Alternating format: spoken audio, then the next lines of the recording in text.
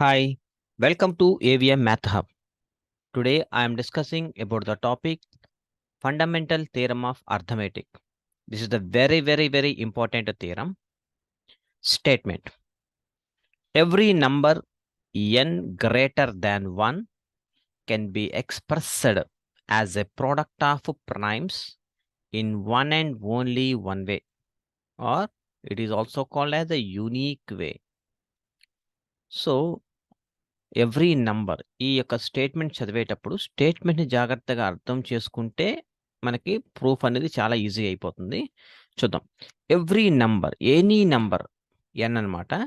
అది 1 కన్నా ఎక్కువగా ఉండాలి. 1 కన్నా పెద్దదనమాట. ఆ నంబర్ తీసుకుంటే, ఆ నంబర్‌ని మీరు ఎలా ఎక్స్‌ప్రెస్ చేయగలరు అంటే, ప్రొడక్ట్ ఆఫ్ ప్రైమ్స్‌గా రాయగలగాలి. సో, మీరు ఎలా రాసినా కూడా ఒకటేలాగుండాలి. సో, అదనమాట స్టేట్మెంట్. అంటే దీనికి ఒక ఎగ్జాంపుల్ చెప్తాను చూడండి. ఎగ్జాంపుల్ ఇంకా ప్రూఫ్ ఇంకా రాయట్లేదు. ఒక ఎగ్జాంపుల్ ఇచ్చిన తర్వాత ప్రూఫ్ చేద్దాం. ఫర్ ఎగ్జాంపుల్ నేను సపోజు ఒక 45 తీసుకుంటాను. 45 అంటే n. n is any number అన్నాను కదా! సో, ఇది కాంపోజిట్ నంబర్. అంటే ప్రైమ్ నంబర్ కాదు కాబట్టి కాంపోజిట్ నంబర్. ఈ 45ని ఎలా రాసుకోవచ్చు అంటే 5 ఇంటూ 9 రాసుకోవచ్చు. 5 9s are 45. So, product of primes. ఇది ప్రైమ్ నంబర్ కాదు కదా! ఇది ఈ 2 ఫ్యాక్టర్స్ అనమాట. 45కి వచ్చే ఫ్యాక్టర్స్ ఎవరంటే 5 ఇంటూ 9. మరలా ఈ 5 ఇంటూ ఈ 9ని ఎలా రాసుకోవచ్చు అంటే 3 ఇంటూ 3 రాసుకోవచ్చు. లేదంటే 3 square 9. So, this is the prime number and this is the prime number. Product of primes లాగా రాయగలిగాననమాట. సో, ఇది ప్రొసీజర్. ఓకేనా? లేదు అంటే ఇంకొక ఎగ్జాంపుల్. 210 తీసుకుంటా. 210ని ఎలా రాసుకోవచ్చు అంటే చూడండి ఇక్కడ. ఇప్పుడు సపోజ్ 2 తీసుకుంటే 2 1s ఆర్ 105 టైమ్స్. అగైన్ ఇప్పుడు 5 తీసుకుంటాను. 5 2s ఆర్ 5 1s ఆర్. 7 తీసుకుంటే 7 3s ఆర్ 21. 3 తీసుకుంటే 1. అంటే therefore 210 is equal to 2 into 5 into 7 into 3. 210 యొక్క ఫ్యాక్టర్స్ ఎవరు అంటే 2 into 5 into 7 into 3. So, product of primes అనమాట. ఇదొక prime number, prime number, prime number, prime number. Product of prime numbers లాగా రాసాం. ఇక్కడ ఎలా వచ్చినాయి నేను 2తో తీసుకుంటే 2 ఇంటూ 5 ఇంటూ 7 ఇంటూ 3. అదే ఇంకొకటి ఈ 210ని ఇప్పుడు నేను సపోజ్ 5తో బిగిన్ అవుతా. 5 అనేది డివైజర్ లాగా తీసుకుంటాను.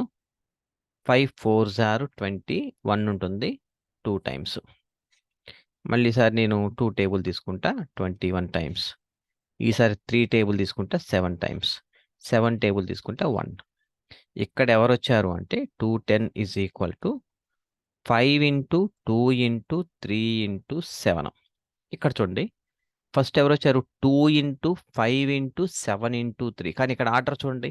5 ఇంటూ 2 ఇంటూ 3 ఇంటూ 7. ఈ ఆర్డరు వేరు. కానీ ఆర్డర్ వేరే అయినా కూడా యూనిక్ ఒకటే. ఇక్కడ 2 3 5 7 2 3 5 7. సో, యూనిక్‌నెస్ అంటే ఇలాగనమాట. ఇలా ఆర్డర్ రావాలి. ఇలా గనక వస్తే అది అట్లా చెప్పగలమా అని అడుగుతున్నాడనమాట. ఓకేనా? Every number n greater than 1 can be expressed as a product of primes. Product of primes లాగా రాసాను. In one and only one way. మీరు ఎలాగన్నా రాయండి. మీరు ఎలాగన్నా డివిజిబుల్ చేసుకోండి. డివైజెస్ రాసుకోండి. అది ఫ్యాక్టర్స్ రాసుకోండి. ఎట్లా ఆర్డర్ షఫుల్ అయినా కూడా ఒకటే వస్తాయి. సేమ్ ఫ్యాక్టర్సే వస్తాయన్నమాట. సో, ఇలా చెప్పగలమా? అంటే ఈ ఫండమెంటల్ థియరమ్ ఆఫ్ అర్థమెటిక్‌లో అలా చెయ్యొచ్చు అనేది నేను చెప్పబోతున్నానన్నమాట ప్రూఫ్. సో, ఇది ఒక ఎగ్జాంపుల్ రాసుకోండి. నేను ఇక్కడ ప్రూఫ్ ఇక్కడ బిగిన్ అవుతాను. ప్రూఫ్. సపోజ్ ఇక్కడేమన్నాడంటే క్వెషన్ చూడండి జాగ్రత్తగా.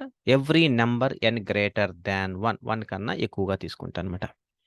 Let small n be any natural number.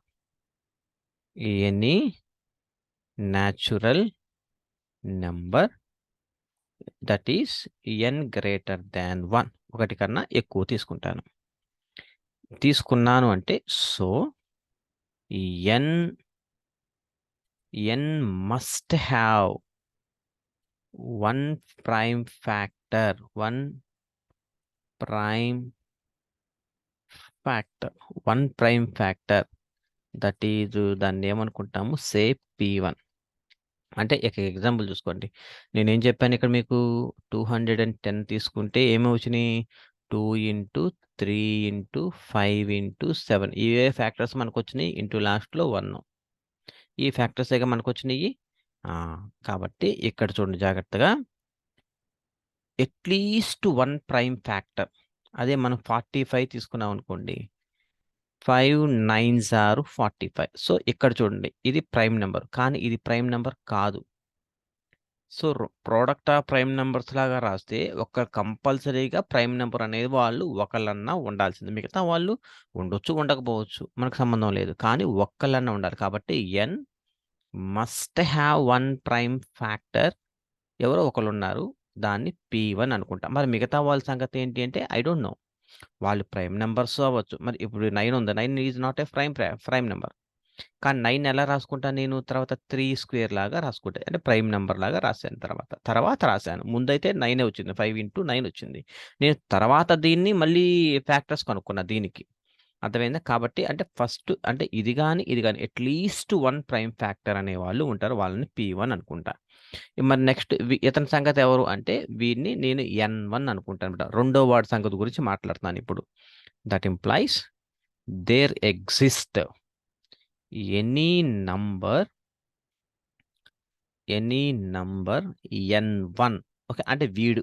ఓకేనా, n1 సచ్ దట్ సింబల్ మనకు తెలుసు కదా, ఇలా రాసుకోండి. Any number n1 such that n is equal to p1 into n1. అర్థమైందా ఇది? వేర్ ఇక్కడ ఉన్న n ఈ n1 కన్నా పెద్దది, n గ్రేటర్ దాన్ n1. ఇది ఎంతగా పెద్ద నెంబరేగా, ఇదేగా బిగ్ నెంబర్ దీనికన్నా, n greater than n1. So this is equation 1. ఓకేనా? ఇప్పుడు ఈ n1 సంగతి చూద్దాం. ఇక్కడ n1 అనేది if n1 is equal to 1 అనుకుంటే అప్పుడేమొస్తుంది, then n is equal to p1. Hence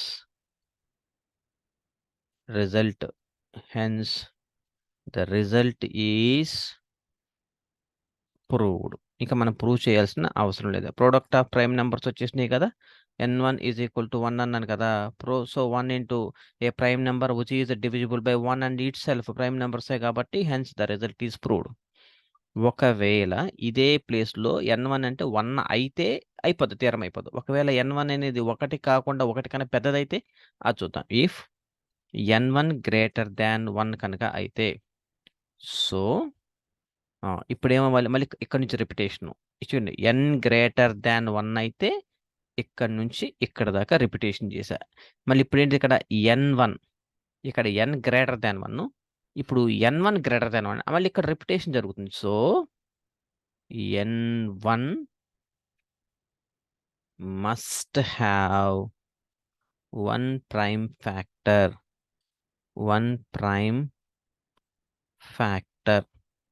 say p2. దాన్ని p2 అంటే ఇక్కడ దీన్ని ఇలా రాసాం కదా, మళ్ళీ ఇక్కడ నుంచి మళ్ళీ దీనికి విడిగా ప్రైమ్ ఫ్యాక్టర్స్ రాస్తున్నా, అంటే 3 ఇంటూ 3 ఇలా రాస్తున్నా, 3 ఇంటూ 3. మళ్ళీ ఈ రెండిట్లో అట్లీస్ట్ ఒక ప్రైమ్ నెంబర్ ఉంటుంది, ఎవరన్నా కావచ్చు. ఓకే, ఒకవేళ ఇది ఈవె నెంబర్ అవ్వచ్చు లేదా ఆడ్ నెంబర్ అవ్వచ్చు, ఈవె నెంబర్ అవ్వచ్చు, ప్రైమ్ నెంబర్ అవ్వచ్చు, ఏదన్నా కానీ. ఓకేనా, ఇక్కడ నుంచి దీన్ని ఎలాగైతే రాసాను, మళ్ళీ ఈ 9ని ఇలా విడగొడుతున్నాను అనమాట. సో వాడిని p2. సో దాని నెంబర్ p2 అనుకున్నాం. That implies repetition same. So there exists any number n2 such that n1 is equal to p2 into n2, p2 into n2, where n1 greater than n2. Okay na? This is equation 2. ఓకేనా, ఇది equation 1 and equation 2. Put in equation 1. అయితే then we get ఏమొస్తుందో చూద్దాం. ఏమొస్తుంది? n is equal to ఇక్కడ కదా n is equal to p1 into మళ్ళీ ఇక్కడ n1 అంటే p2 into n2. p2 into n2. This is equation 3. మరలా రిపిటేషన్. ఇఫ్ మళ్ళీ దీని గురించి repetition same. If n2 is equal to 1 అయితే అప్పుడేమవుతుంది? Then n n n is equal to ఏమవుతుంది? p1 into p2 comma the result is proved. Same రిపిటేషనే. The result is proved. ఒకవేళ if n2 greater than 1 కనుక అయితే then n2 మళ్ళీ repetition has at least 1 prime factor. 1 prime factor that is p1 p2 అయిపోయింది కదా, say p3 అనుకున్నాను. ఓకేనా? మరలా దట్ ఇంప్లాయిస్ మళ్ళీ రిపిటేషన్ చూడండి. దేర్ ఎగ్జిస్ట్ ఎనీ నంబర్ ఎవరిసారి n3 any number n3 such that n2 is equal to p3 into n3 where n2 greater than n3. This is equation 4. మరలా ఇప్పుడు ఏమవ్వాలి? ఇఫ్ అట్లా వేసుకుంటూ వెళ్ళాలి. n2 ఈజ్ ఈక్వల్ టు ఓకేనా? మరలా దీన్ని తీసుకెళ్ళి ఈక్వేషన్ 1లో సబ్స్టిట్యూట్ చేస్తే సరిపోతుంది. Substitute in equation 1.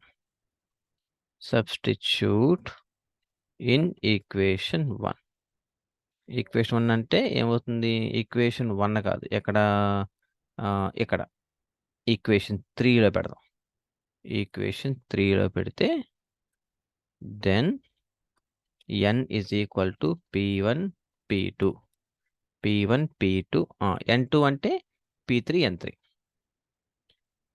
p3 n3. మరలా ఈ n3ని రిపిటేషన్ రాసుకుంటా వెళ్ళాలన్నమాట. ఓకేనా? ఇక్కడ దీని అయితే as n is finite and n greater than n1 greater than n2 greater than n3 ఇలా రాసుకుంటా వెళ్ళాలి. therefore this process is end ఎప్పుడు దాకా అంటే after A finite number of steps రాసుకుంటే సరిపోతుంది కదా. After A finite number of steps అంటే therefore n is equal to p1 into p2 into p3 into p4 into and so on k into nk ఇక్కడ దాకా రాయాలి. ఎప్పుడు దాకా అయిపోతుందో చూడండి. లాస్ట్ nk కూడా ఉండకూడదు. Where nk is equal to 1 అయిపోతే అయిపోద్ది అనమాట. 1 ఈజ్ ఈక్వల్ టు అయిపోవాలి అంటే therefore అప్పుడేమవుతుంది? n is equal to p1 into p2 into p3 into p4 into and so on pk all prime factors. అర్థమైందా? సేమ్ నెంబర్ ఆఫ్ స్టెప్స్ లాగా రాశా అనమాట. ఇలా ఉండాలన్నమాట. అర్థమైందా? p1 into p2 into p3 into and so on after finite number of steps. ఓకేనా? Next ఇప్పుడు question చూడండి. ఇక్కడికి రండి. ఇది ఇక్కడ దాకా రాసాం. ఇప్పుడు 210 అని మీరు ఇలా రాశారు, నేను ఇలా రాశాను. ఎలా రాసినా ఆర్డర్ మాత్రం చేంజ్ అయింది కానీ సేమ్ ఫ్యాక్టర్సే వచ్చినాయి నాకు కూడా మీకు కూడా. సో నేను ఇప్పుడు ఇదంతా నేను చేస్తే వచ్చినాయి, ఇవన్నీ మీరు చేస్తే వచ్చినాయి. నేను చేసిన వాటిని p1 p2 p3 p4 అనుకున్నా. మీరు చేస్తే ఇలా వచ్చింది. దీన్ని ఏమంటానంటే q1 q2 q3 q4 ఇలా అనుకుంటా. మీరు రాసిన వాటిని q1 q2 q3 q4 అనుకుంటున్నాను. నేనేమో p1 p2 p3 p4 అనుకున్నాను. సో ఎలా వచ్చిన రెండు సేమే కదా. కాబట్టి p1 అన్నా q1 అన్నా p2 అన్నా q2 అన్నా ఇది p1 అనుకో. ఇక్కడేమో q2కి సమానమైంది కాబట్టి ఇది దీనికి సమానం. ఈ 5 ఇక్కడ దీనికి సమానం. ఈ 7 దీనికి సమానం. ఇక్కడ ఇది దీనికి సమానం. ఇలా చూపిస్తారనమాట. యూనిక్‌నెస్ 2 సమానంగానే వస్తున్నాయి. ఏదే ప్రాబ్లమ్ ఏమి లేదు అని చెప్తున్నారనమాట. ఇప్పుడు యూనిక్‌నెస్. యూనిక్‌నెస్. యూనిక్‌నెస్‌లో since n is equal to p1 into p2 into p3 into and so on pk. This is equation 4 అయిపోయింది కదా! 5 అనుకుంటా. 5 అనుకుంటా. ఓకేనా? ఇప్పుడు నేనేమంటానంటే, ఇది నేను చేస్తే వచ్చినియి గదా! ఇప్పుడు మీరు చేస్తే Q1 అనుకున్నాం కదా! అప్పుడు దాన్నెలా రాస్తానంటే, ఇఫ్ పాజిబుల్ ఒకవేళ if possible there exist a set of primes.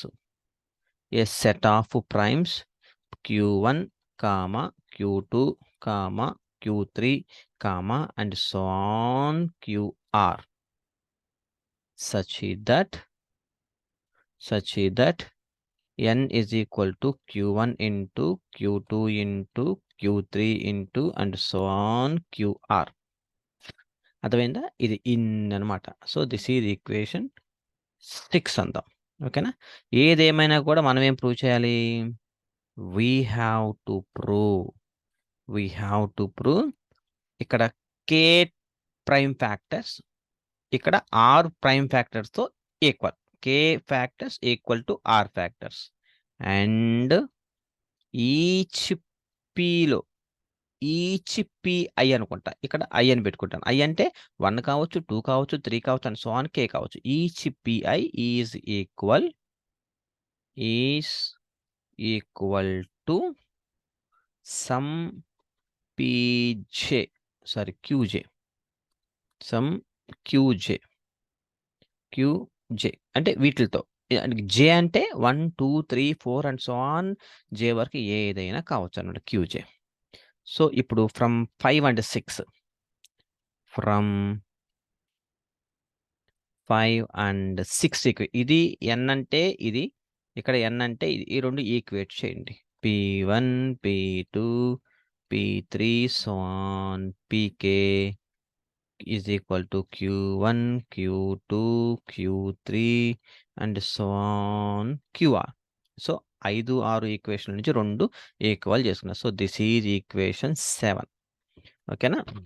Now ఇప్పుడు ఈ 7th ఈక్వేషన్‌ని ఎలా రాస్తామో ఒకసారి చూడండి. ఈ 7th equation now this can be written as now this can be written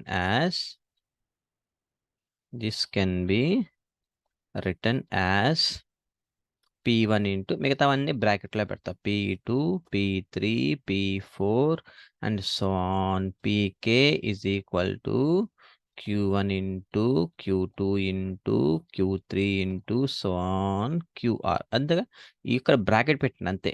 ఇలా బ్రాకెట్ పెట్టడం వల్ల ఏమవుతుందంటే by the definition of the divisibility by the definition of divisibility by the definition of divisibility ఏం రాసుకోవచ్చు? P1 divides ఇదివంతా Q1, Q2, Q3 and so on QR. ఇప్పుడు చెప్పండి. ఇప్పుడు నీకు A డివైడ్స్ B అంటే మనం ఏం రాసుకున్నాం చెప్పండి ఒకసారి? B is equal to A into some positive integer. ఇలా రాసుకున్నాం కదా! ఇప్పుడు P1 డివైడ్స్ దిస్ వన్ అంటే this one is equal to అంటే ఇదంతా is equal to P1 into some positive integer. ఇలా రాసుకోవచ్చు కదా! అందువల్ల ఇలా రాశాననమాట. ఓకేనా? అది. ఇది తీసేస్తున్నాను.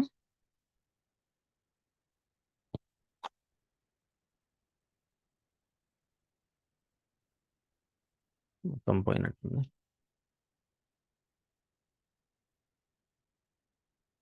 ఓకే. ఇలా ఉంచండిలే. P1 డివైడ్స్ ఇదంతా రాసుకో. అంటే ఇక్కడ ఈ P1 అనేది ఇప్పుడు చూడండి జాగ్రత్తగా ఇలా రాశారు కదా! P1 అనేది ఇలా రాశారు. ఇప్పుడు ఈ P1 అనేది మొత్తాన్ని అంటే Q1 అని గాని, Q2ని గాని, Q3ని గాని ఏదైనా మొత్తాన్ని డివిజిబుల్ చేస్తుందనమాట. అప్పుడు దీని బై ద డెఫినిషన్ రాసాం కదా! ఇది. That implies P1 divides at least P1 divides at least one QJ. ఈ P1 అనేది దీన్ని అండ్ సో ఆన్ క్యూఆర్ దాకా ఎవరో ఒకళ్ళని కంపల్సరీగా ఎవరో ఒకళ్ళని డివిజిబుల్ చేస్తుంది క్యూజే. ఇప్పుడు నేనేమనుకుంటానంటే without loss of generality, without loss of generality ఎవరిని డివైడ్ చేస్తుందంటానంటే ఇది Q1 అనుకోవచ్చు, Q2, Q3 ఎవరన్నా చేసుకోవచ్చు. నేనేమంటానంటే without loss of generality P1 divides Q1 అనుకుంటా. 1 ఉంది కాబట్టి ఇక్కడ 1 అనుకుంటా. నేను 2 కూడా అనుకోవచ్చు, 3 అనుకోవచ్చు, 4 అనుకోవచ్చు, ఎవరినైనా అనుకోవచ్చు. కానీ 1 అనుకుంటున్నాను. దట్ ఇంప్లైస్ అప్పుడు ఏం జరుగుతుందంటే either P1 is equal to 1 అన్నా అవుతుంది. లేదంటే P1 is equal to Q1. By the definition of the divisibility ప్రకారం P1 డివైడ్స్ Q1 అంటే Q1 is equal to P1 into some positive integer రాసుకోవచ్చు కదా! కాబట్టి ఇది జరగాలి. ఇది జరగదు. ఓకేనా? Q1. ఓకేనా? అలాగే P1 is equal to Q1 కదా! మళ్ళీ ఇప్పుడు నేను సెవెంత్ ఈక్వేషన్‌కెళ్తాను. సెవెంత్ ఈక్వేషన్ అంటే ఇది. ఇక్కడికొచ్చి ఈ Q1 ప్లేస్‌లో P1 సబ్స్టిట్యూట్ చేస్తా. From equation 7. From equation 7. 7లో ఏముంది? P1 కదా! P1 into P2 into P3 into so on Pk. ఇక్కడ Q1 అంటే మళ్ళీ ఇక్కడ P1 పెడతాను. Next Q2 into Q3 into so on Qr. ఇక్కడ P1 క్యాన్సెల్. అప్పుడు ఎవరున్నారు? That implies P2 into P3 into and so on Pk is equal to Q2 into Q3 into Q3 into Q4 into and so on Qr. మళ్ళీ ఇదంతా బ్రాకెట్‌లో పెట్టుకుంటా. ఇదంతా బ్రాకెట్‌లో పెట్టుకొని మళ్ళీ దిస్ ఈజ్ ఈక్వేషన్ అంట.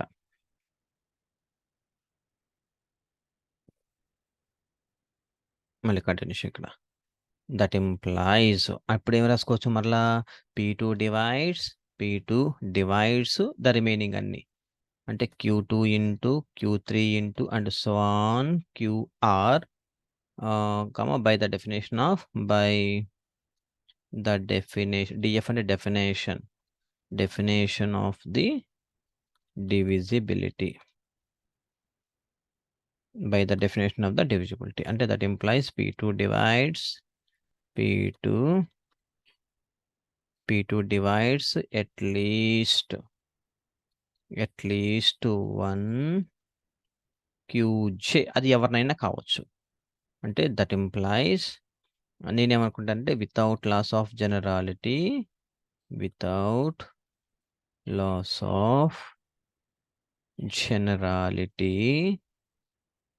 P2 డివైడ్స్ Q2 అనుకుంటా. అంటే that implies either P2 is equal to 1 అన్నా అవ్వచ్చు, లేకపోతే P2 is equal to Q2 అన్నా అవ్వచ్చు. ఓకేనా? నేను దీన్ని ఈక్వేషన్ 8 అంట. ఫ్రమ్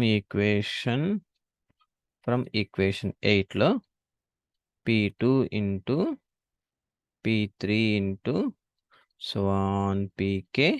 ఇక్కడ Q2 అంటే P2 పెడతాను. P2 into Q3 into Q4 into and so on Qr. P2 cancel. అంటే repetition of this process continuing